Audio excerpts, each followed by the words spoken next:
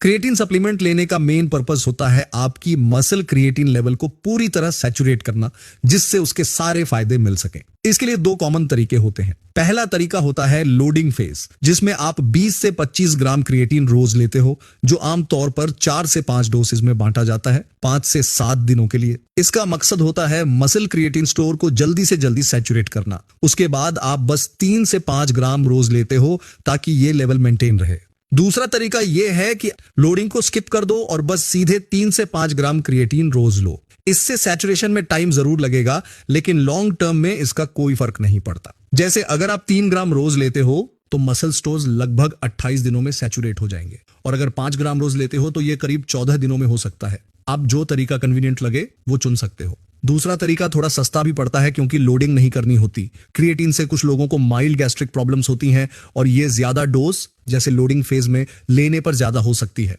तो ऐसे केसेस में दूसरा तरीका लो डेली डोज बेहतर हो सकता है। जब लॉन्ग टर्म में 3 से 5 ग्राम डेली डोज को कंपेयर किया गया तो एक रिसर्च पेपर ने पाया कि स्ट्रेंथ गेन लगभग सेम होती है। तो 3 ग्राम रोज लेना मेजॉरिटी लोगों के लिए इनफ हो सकता है। एक पुरानी स्टडी ने यह भी दिखाया था कि 2 ग्राम क्रिएटिन रोज लेना मसल क्रिएटिन लेवल को मेंटेन करने के लिए काफी है लोडिंग के बाद। यह बात भी सपोर्ट करती है कि लो डोज ज्यादातर लोगों के लिए सफिशिएंट होती है। हालांकि जिनका बॉडी साइज बड़ा है उन्हें 5 ग्राम के करीब डोज से ज्यादा बेनिफिट हो सकता है। अगर आप बॉडी मास के हिसाब से देखना चाहें तो 0.4 ग्राम प्रति किलोग्राम रोजाना लेना प्रभावी हो सकता है। क्रिएटिन को साइकिल करने की कोई जरूरत नहीं है। इसे लंबे समय के लिए लेना सुरक्षित माना गया है।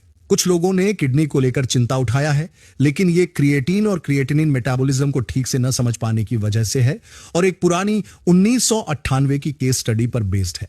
क्रिएटिन लेने से क्रिएटिनिन लेवल बढ़ता है, लेकिन ये कोई सीरियस प्रॉब्लम नहीं मानी जाती। 1998 वाली स्टडी में कई खामियां थी। आज हमारे पास और डेटा है, और एक बड़ी रिव्यू स्टडी ने कंक्लूड किया है कि कोई सीरियस साइड इफेक्ट नहीं देखे गए, और जहां देखे गए हैं वहां भी कई कंफाउंडिंग फैक्टर्स इन्वॉल्व थे।